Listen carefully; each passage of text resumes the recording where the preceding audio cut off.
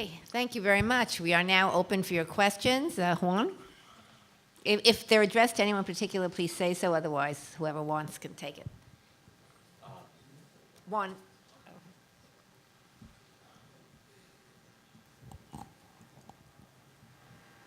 And please say who you are. Thank you, Susan. Juan Dircia. I'm with the American Jewish Committee, Latino and Latin American Institute. And my question is for the three of you. What do you think it is or will be the impact on the Maduro's regime of the new American policy towards Cuba? Okay, who wants to take it? The impact of the new U.S. policy toward Cuba on Venezuela. From what I understand, it took them by surprise, took Venezuela by surprise, probably undermined their self-confidence quite a bit.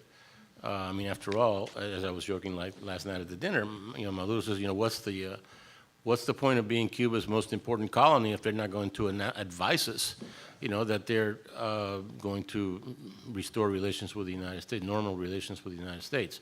But that relationship between Cuba and Venezuela is symbiotic. I mean, it really has helped both countries enormously. I mean, Cuba has obtained enormous quantities of resources. Some people estimated it beyond the oil at about $10 billion a year because they make money through all kinds of transactions on behalf of Venezuela. And it's helped the Venezuelans a lot because of the security apparatus that is there, the intercepted communications, all the other things that the Cubans are running in Venezuela. We don't know. The answer is I don't know yet. Because I think that the conversations with Cuba are going to take a very long time. From my point of view, Wait, I think that Raúl Castro discounted Venezuela, like an investment banker would do. That's discounts a toxic asset. Well, this is what Raúl Castro has done. He is not going to face. He's 89 years old, and he's not going to go through another special period. So he is strenuously negotiating with the United States. That might, and whatever gets, listen, for all I know about Raúl Castro, and I'm not an expert on Raúl Castro, but what I know, and I could get, particularly from his wife, with whom I share many UN meetings on the women's conference. And he is this person who's focused, and he goes after a target. And if he has chosen this target, he's going to concentrate all his attention and resources in this target, which is dealing with the United States. Venezuelan oil, I think it is already discounted. And one of the things that I get from the British is that they can survive for, they don't know how many months, but some number of months they can survive, even with reductions of the Venezuelan oil largesse, because guess where the gold lingots from Venezuela are? In the Central Bank of Cuba. Because when Chavez had this idea that the United States could take them away, so he moved them from Great Britain or Switzerland, or I don't know where every reasonable person has their gold lingots, he moved them to Cuba, where he thought they were going to be safe. I actually think also, just to add something, I think the new U.S. policy is going to provide much more money to Cuba, and the lion's share is going to go to the government and the military. If you look at what happens to foreign investment in Cuba, for example, when you have also these new private enterprises of whatever size, a vast majority of the money is taken back by taxes, really punitive taxes. So I have really, I have no confidence that they're going to change the pattern, and so that will be an indirect help to Venezuela, because maybe they'll be able, if they decide that Cuba is doing okay in terms of inflows from the United States, to allow or to adjust to Venezuela's reduction of the subsidy. So it's an indirect benefit. There was a gentleman, yeah, you were the one right there, yeah. Keep your hand up, please. Hi, Carlos Pensini Granier, Venezuelan citizen living in exile. This question is for the whole panel. We have two extremes, one slightly optimist view on the opposition and great gains from the opposition, one slightly more pessimistic, and one saying the US cannot handle chaos anywhere in the world. And obviously, I would imagine that an opposition in power, any change, any hope that there would be an opposition in power in Venezuela would create a lot of chaos, especially an opposition that's in bed with Chavistas, Chavista bankers, with phony energy companies, an opposition that wants Chavismo without Chavistas, an opposition that, as Beatrice said, doesn't really want to privatize the commanding heights of the economy. So what do we do, and what does the US do if it wants to avoid chaos, but an opposition in power would be probably very chaotic? Javier? Sure. I think that is a important point to discuss. And first, I do not think we're going to have a non-Chavista government in the near term. I think we're talking, Susan laid out a scenario that I find very plausible, which is it might be a removal of the president, but it'll stay within the family. So, and they will protect that, and that is that project can remain. But the issue is this: can a government in Venezuela survive if it doesn't have motorizados? The people, ordinary people, who are willing to, for very little money or just very little recognition, to do a lot of the dirty work that these motorizados do in Venezuela. Please explain what they are. Well, they drive around and they create trouble for people. They watch what is going on in neighborhoods. They manipulate the day of elections. They are going into stores to buy goods before they are over, and then they resell them. They are the persons who are essentially calling the shots in the streets in Venezuela. And so the opposition doesn't have that arm, and this is very bad news, because there could be more instability in a non-Chavista government in Venezuela because it doesn't have that. Having said that, what the Venezuelan model does suggest is that you can get away with very bad economics for a long time, and you're still going to have a relative degree of peace. This is a country that, despite its enormous polarization, still doesn't cross a certain line, and that's an interesting stress test that the country has passed. And that is another reason for being not as pessimistic as one would be, for example, if we were discussing this same question in Argentina, where parties that do not have the popular, in Peronist Argentina, the punteros is what they're called, has a very difficult time governing. Well, that's a problem in Venezuela as well, but at least in Venezuela, the stress test has been passed in the past, and so I wouldn't be that pessimistic about a non-Chavista government being able to do well in Venezuela. I totally agree. I think that whatever change is going to come is going to be more, one of the factions within Chavismo is going to impose itself and impose order. And then it will start gradually changing. But it's going to be, because there are no incentives for change in Venezuela right now. As was what we were discussing last night, the situation has come to a point where the Venezuelans are either victims or accomplices. You don't have anything in the middle. You don't have anything independent anymore. And in order to be able to really set up a counter proposal or whatever, you need to be independent. There is nobody independent in Venezuela anymore. So it's going to be the Chavismo. It's going to be heavens knows which faction imposes itself. My guess is that the guys who run the drug trade, because Venezuela is almost a narco state, which is another thing that nobody wants to discuss. And when they see their business getting bad and reducing the margins, that is the faction that is going to intervene. And probably is going to win because they must have They have money, weapons, and everything. Let me just follow up on that a second. So you just had this recent Venezuelan defector who, what's his name? It leaves me. Salazar. Oh, okay. Who basically named Diosdado Cabello from within the elite group as the head of the cartel Los Soles and one of the chief or the chief narcotraficante. Does the defection rule out that someone like that Diosdado could become the next head if Maduro falls? Well,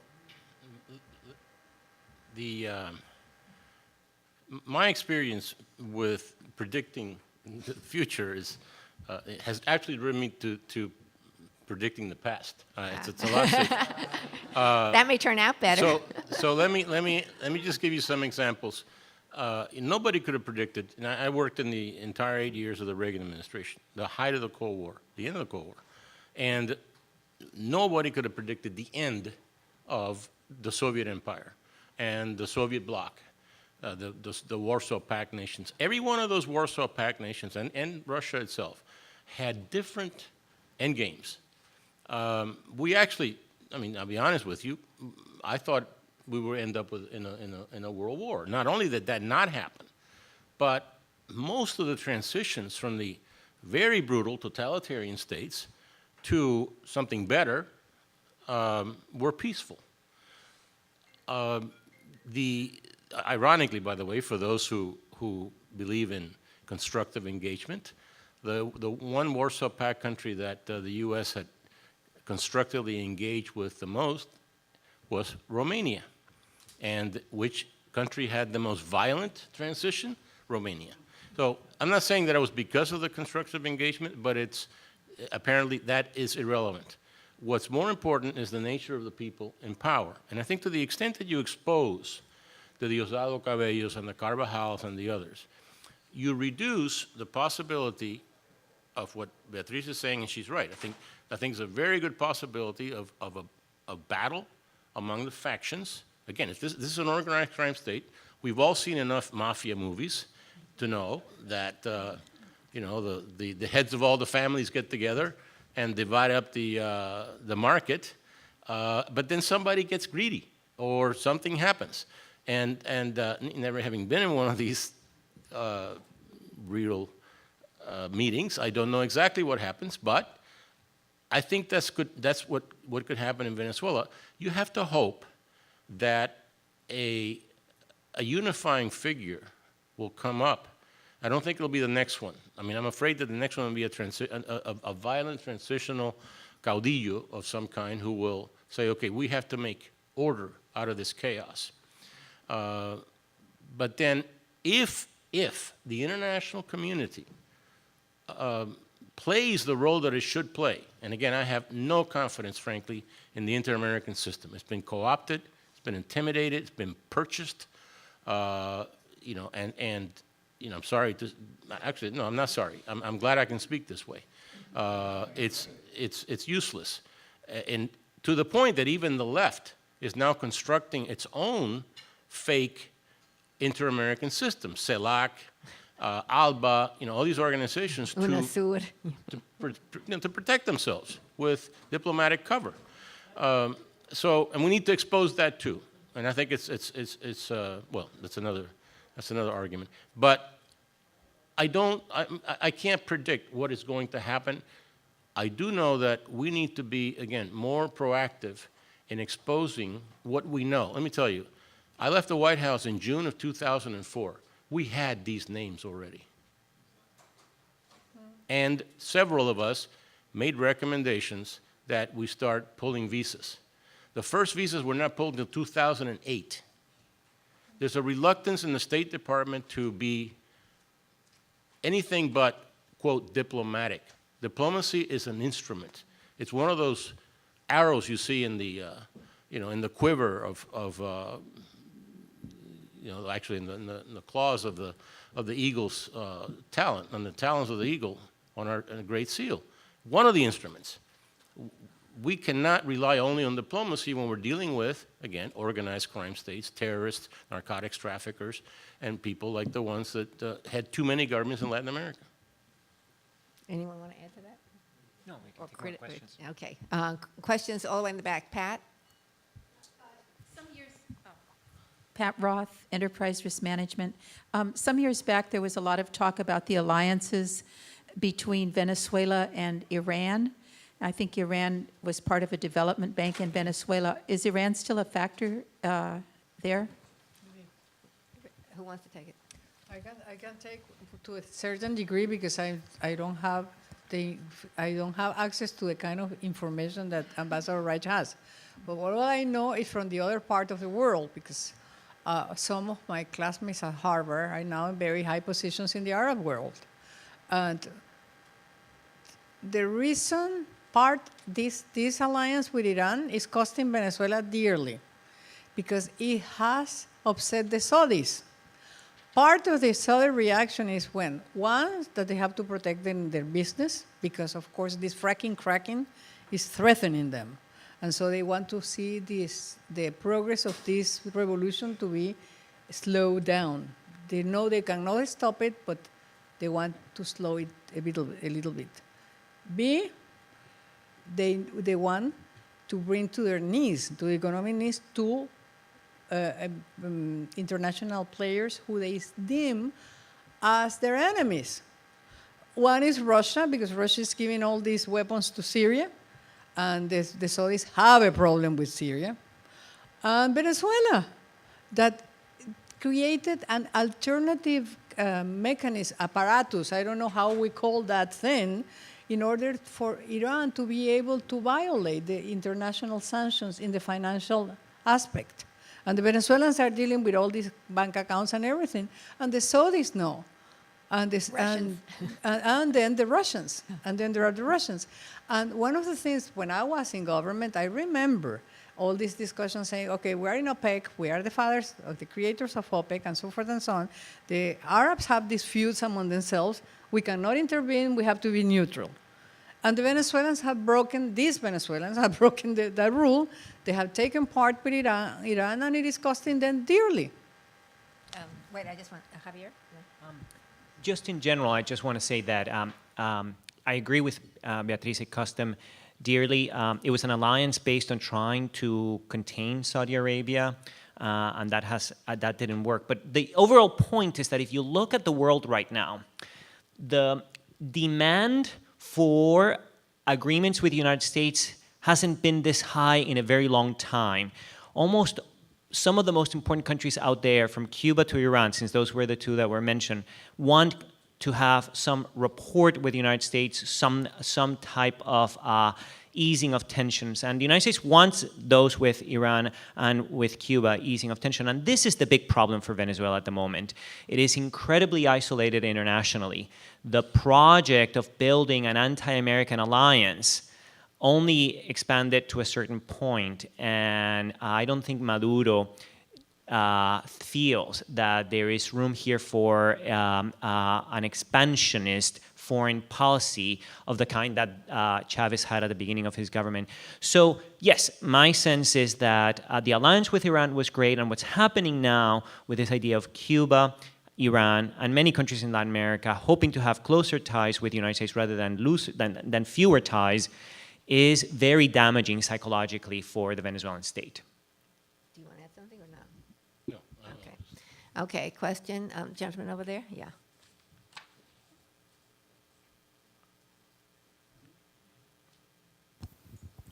Yes, my name is Manny Pereira. I'm Cuban born, lived in Venezuela for 22 years. I'm currently retired. I have two questions. I hear about continuing the sanctions against the government officials or eliminating them. How about increasing them? I mean, really increasing them like they increase it to Russia, like they increase it to Iran. That's the only way to really hurt them. I am sorry if some of you do business, with Venezuela, and your business is going to go kaput, but that's the only way to really put pressure on them. What are the possibilities of that happening? And the second question is, I hear that Mr. Salazar, the guy that defected, only has basically, he might know what Chavez slept with or who Chavez slept with last night or with Cabello, but that the real source of the information is his wife.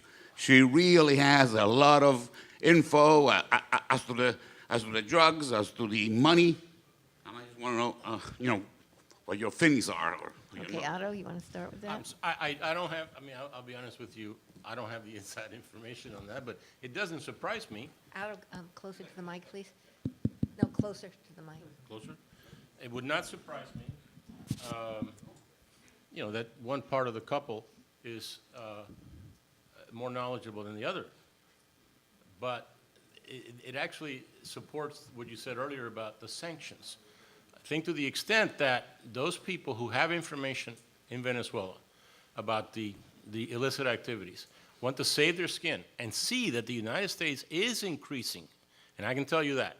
What I've been told is to expect more of this and to expect more on the corruption side, because they know that's something that I firmly believe is the root of all evil. It's not money, it's corruption. And to the extent they start going after that, and the lines between the government and the private sector, for example, I think you're going to see a lot more defections and a lot more information. I don't think the U.S. I know the U.S. does not lack for information about these activities. I'm sorry to say what we have lacked is the political will to do something about it. And I hope that finally it's here. Okay, our last question, Catherine.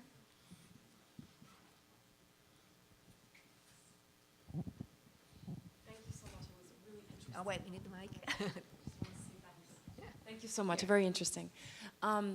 Ambassador Reich, really honored to meet you. I was on a panel with you and Bloomberg when they accused you of going after Enrique Capriles. I don't know if you remember that. Oh, yeah, one of my many victims, yes. Yeah, the assassination attempt purported. So my question for you is more general, because you touched on a topic that's of particular interest to me, which is kind of this proliferation currently of the socialist ideals, a larger role of the state in sovereigns, a more redistributive model, socialist. And I'm wondering, what is your view from a global perspective in terms of, is this a pendulum? Are we a pendulum that's swinging to the more socialist leftist side of a bigger government that has a more active role in the lives of the private citizens? And does it come back? Or is a new steady state? And if it does come back towards the center, or does it go back towards kind of more freedom, capitalist model? Or what's your view? Wow. By the way, before I answer your question, now since you mentioned one of the many accusations that Maduro and others have made, that I was trying to kill Capriles, I was trying to kill him many times, both at the same time, that I injected Chavez with the cancer that killed him, all these other things. I do want to officially welcome the Vice President Biden to my circle of right-wing coup plotters.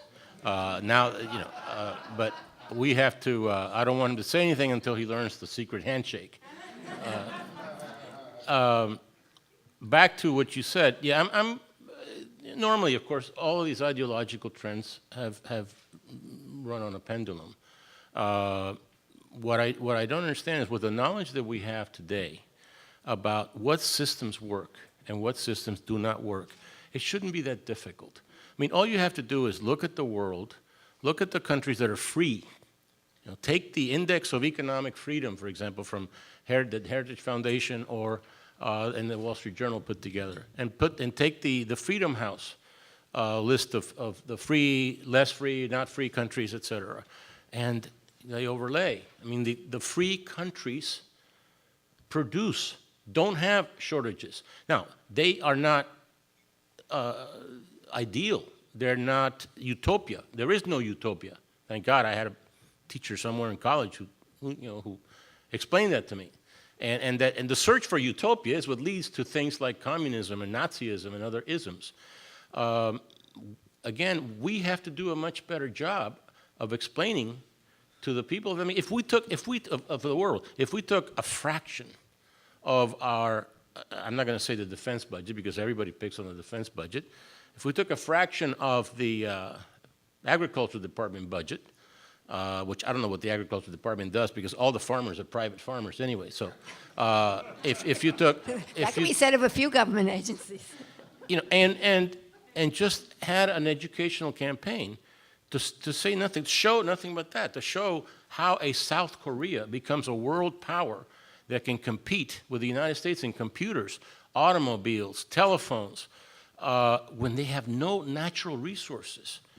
Whereas Venezuela, with all the natural resources in the world, is now way behind South Korea, where it was way above South Korea 50 years ago. You know, we should do, obviously, we need to do more of that, and it will save us a lot of conflict in the future. Whether it's a trend, I don't know, but it worries me that intelligent people in intelligent countries, like, again, Greece and Spain, are even considering this. Now, there's one explanation: corruption. Those are two terribly corrupt countries. And what I think a lot of the voters there just want to throw all the bums out. They're not looking at the economic theory that this candidate or that candidate propounds. What they're looking at is the fact that, you know, consecutive parties of all political parties have looted those countries, as they did in Venezuela, I'm sorry to say. I mean, there was terrible corruption in Venezuela, nothing compared to what it is today. But Chavez, let's not forget, in 1998, Chavez ran on an anti-corruption platform. And this is another example we should use. We should take what Chavez said, compare it to what is going on in Venezuela today, and say to the people, you want Chavismo? This is what you're going to end up with. Anyone else want to make a final comment? Beatrice? No, my final comment would be that we must always bear in mind that, as Winston Churchill said, in totalitarian regimes, the first casualty is truth. And we are going around repeating the things that the Venezuelan government says without questioning them. And what I see is that for example, the universities, the international development organizations, they don't question these statistics they are giving us, and they are all questionable because Venezuela is in dire poverty, and this is what is spread everywhere, and it bounces back to Venezuela, and the people of Venezuela who are in the slums listen to this, and they believe it. So the first casualty is truth, and we really need to be serious about telling the truth about Venezuela.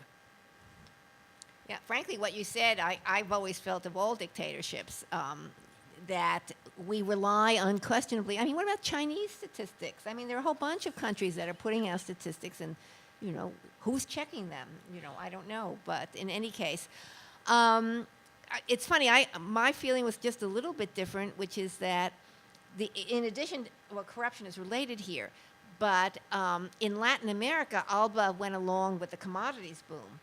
And that because there was one Mexican years ago, one said to me, this is decades ago, said, you have to understand how corruption works in our societies. He said, it's always a set percentage, more or less, of what there is to steal, he said. And that is why corruption is always greater. Like during, he didn't say this part, but during commodities boom, there's more to steal. So what's happening now is that less to steal, commodities boom is down. That may explain the weakness, perceived weakness of the ALBA countries compared, because most of them were commodities exporters. There were some exceptions.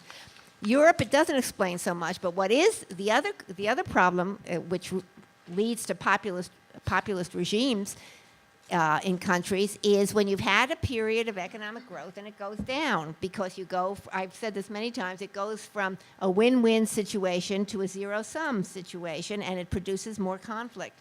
So there are a number of situations that are happening that will lead to, you know, either the rise or decline of populism. I think maybe in South America it's going to be toned down a little bit just because there's less money around to distribute. In Europe, it's probably going to go up a lot. But in any case, I've always wondered how you end up sustaining populism if you don't have anything to give out.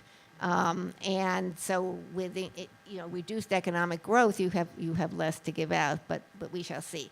In any case, this has been an extremely interesting panel, and of course, I think also the whole conference.